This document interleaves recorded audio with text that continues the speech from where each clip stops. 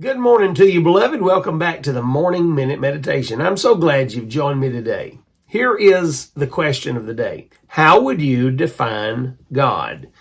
For many, God is just simply the Redeemer who keeps them from going to an eternal damnation in hell, while at the same time being a genie in a bottle that moves at their whim and meets their need with no responsibility of their own toward that God.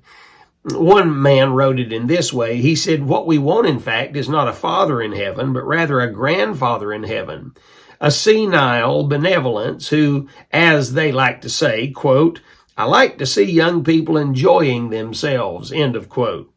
He goes on to make this statement.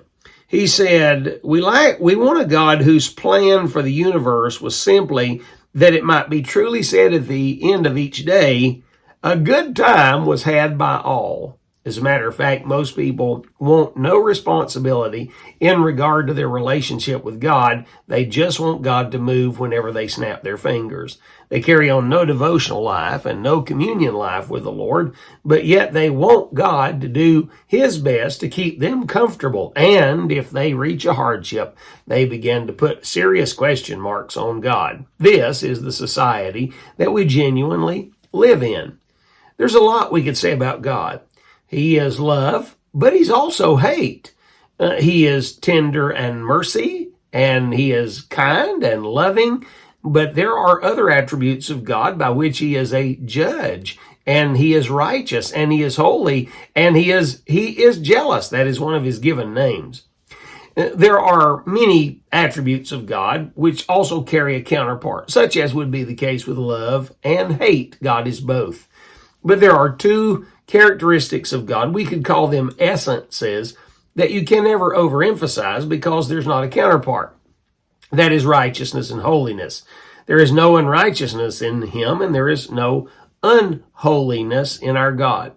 As a matter of fact, the Apostle Peter, made this statement when he was referring back to Leviticus 20, verse 7, when he said this, "But as He which hath called us is holy, so be ye holy in all manner of conversation, because it is written, Be ye holy, for I am holy." Leviticus 20, verse 7 says the same thing. In the Old Testament and the New, we are to live holy lives because our God is holy.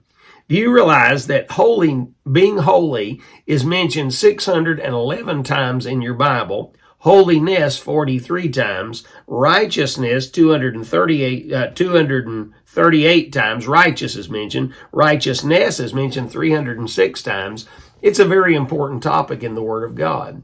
Holiness has been relegated by many on the left side of the aisle to mean just a set of standards by which one lives their life.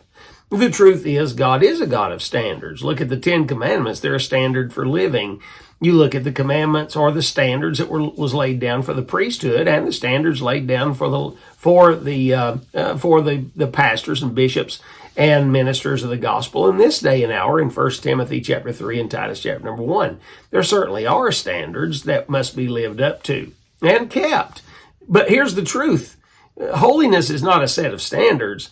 Holiness is a lifestyle in which we are being conformed to the image of Christ, and Christ is being formed in us. And what is going on the inside of us is being reflected on the outside of us in the behavior by which we live Christ's life in this world. Hey, think on these things today and be ye holy. Have a great day, friend.